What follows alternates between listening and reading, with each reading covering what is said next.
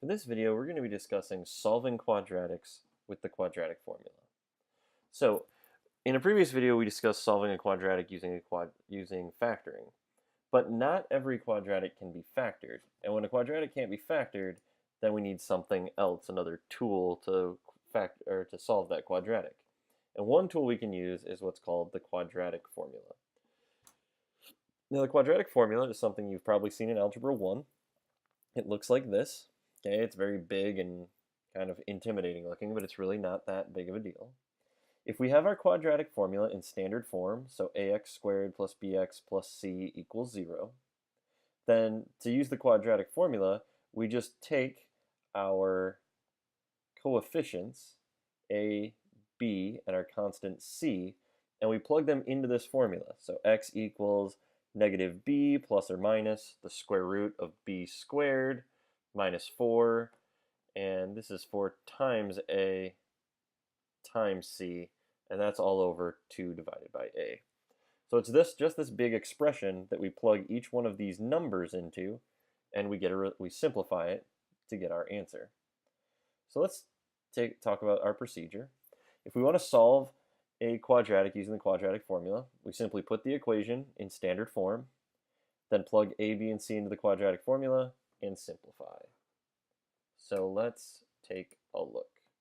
Example 1 says that we want to solve this equation using the quadratic formula. So I've got 3x squared minus 3x equals 36. So my first step is I've got to get this thing into standard form. So to get it into standard form, I've got to get this 36 over to the other side. So I'm going to subtract 36 on both sides. Okay, and doing that gets me 3x squared minus 3x minus 36 equals 0.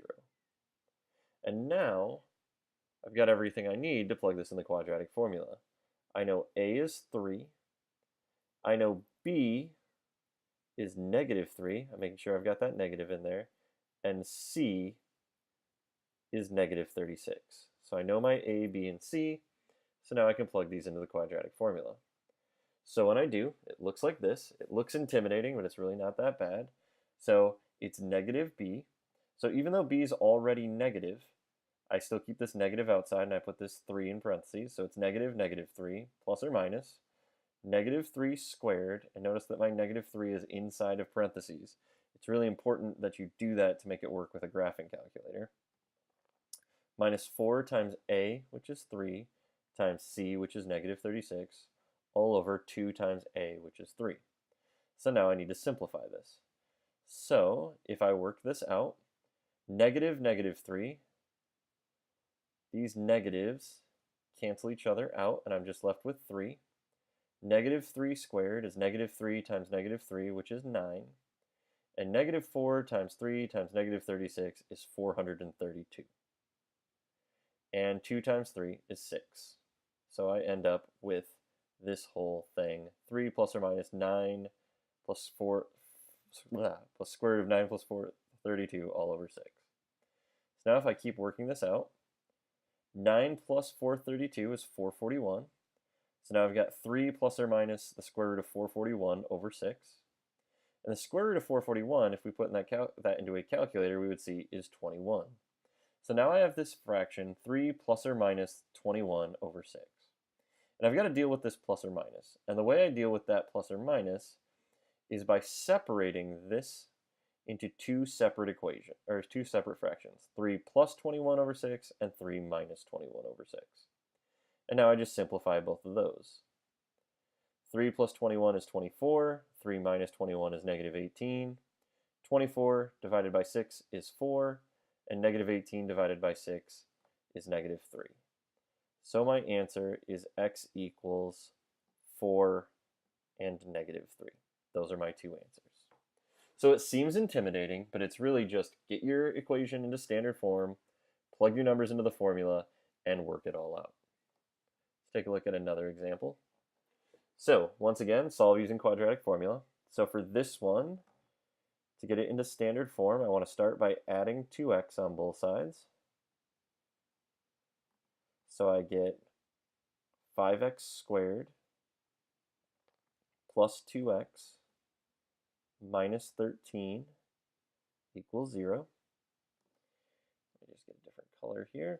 So now I want to figure out, here's A, it's 5. B is positive 2. And C is negative 13. So I'm just going to now plug those into my quadratic formula. Oh, I messed this up. I don't know why I added 2 here. Let's go back. Got some problems here.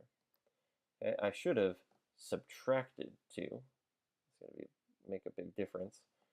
Okay, and so that makes this a negative 2, not a positive 2 over here. All right, so now that I've got that as a negative 2, negative 2 is my B, so it gets plugged in there, and it also gets plugged in here. 5 is A, and negative 13 is C.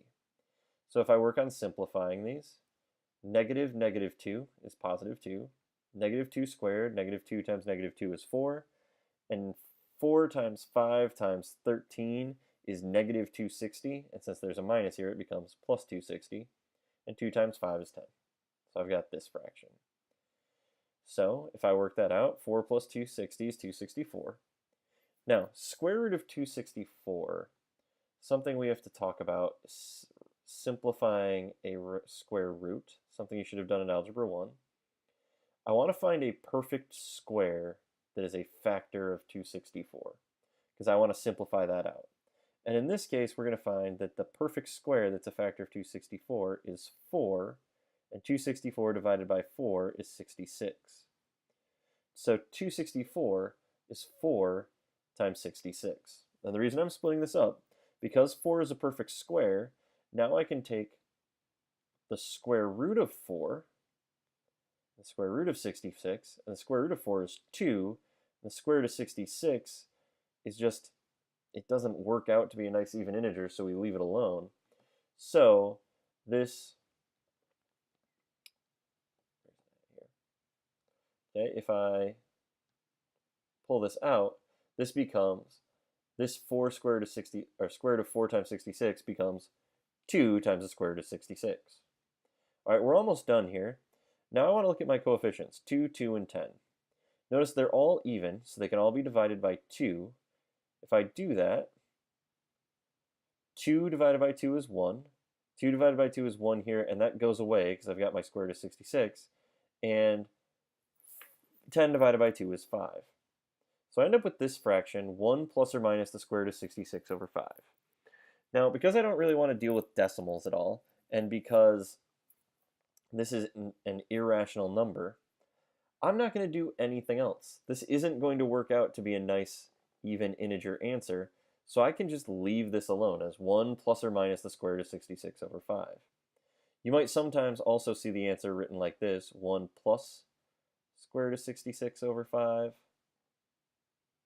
comma, 1 minus the square root of 66 over 5. Sometimes places will split them up. But I think it's totally fine to just leave the answer alone like this.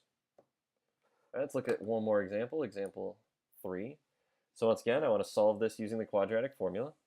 So we've got 2x squared minus 5x plus 2 equals 2x, or negative 2x. So got to get everything on one side. So one side equals 0. So I'm going to add 2x on both sides.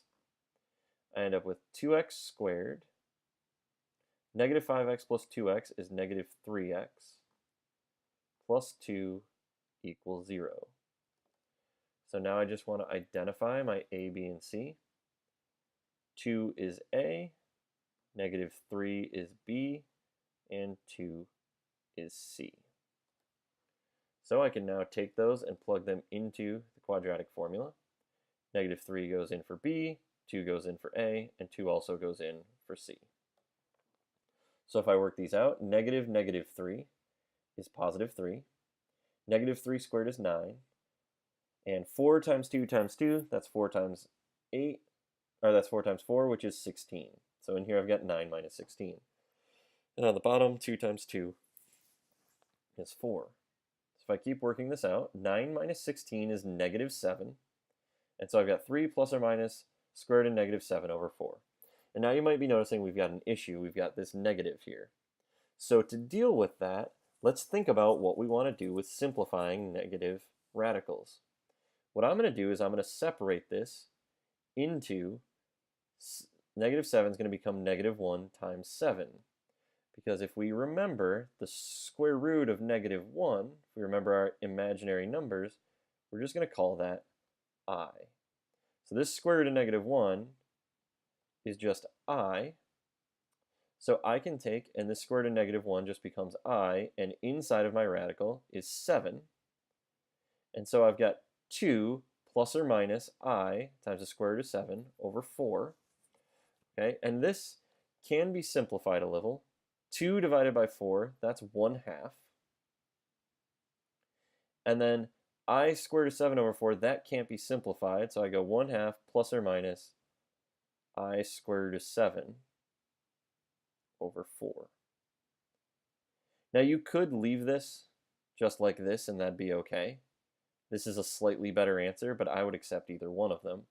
And because that these are complex numbers, you can't simplify them anymore, so that's just your answer. X equals 2 plus or minus I squared of 7 over 4, or 1/2 plus or minus I squared of 7 over 4. All right, so now that you know how to use quadratic formula, I'm going to leave you with this try it problem. You need to solve this equation using the quadratic formula.